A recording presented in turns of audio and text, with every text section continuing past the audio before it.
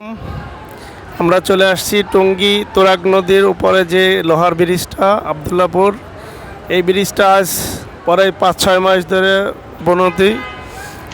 আমরা দেখতেছি কোনো কাজের কোনো অগ্রগতি হচ্ছে না। কিছুদিন আগে একটা গাড়ি নিচে পড়ে গেছিলো, আর সকাল থেকে মানুষ এবং রিক্সা, ভ্যান, হোন্ডা কিছুই যাতায়াত করতে পারতেছে না।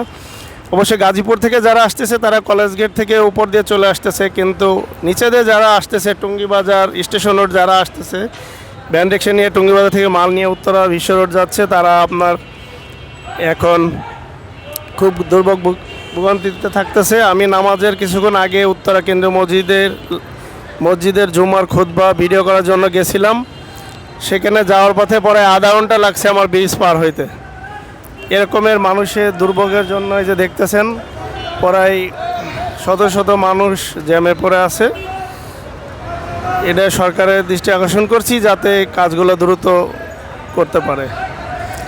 আর পাশাপাশি টঙ্গীর এলাকারও মাদকদ্রব্য এবং ছিনতাই, চুরি, অনেক লোক আপনার ফ্লাইওভার থেকে আসার পথে সিঁড়ি দিয়ে নামার পথে মানুষ দুর্ভোগী হচ্ছে এবং তাদের সর্বহারা হচ্ছে, যেটা বললে বোঝায় তাদের সব কিছু লুটে নেওয়া যাচ্ছে। হ্যাঁ, আমরা এই মুহূর্তে দেখতেছি এই যে প্রায় গাড়ি জ্যাম, একটা গাড়ি পার হইতে প্রায় আধা ঘন্টা 1 ঘন্টা লেগে যাচ্ছে।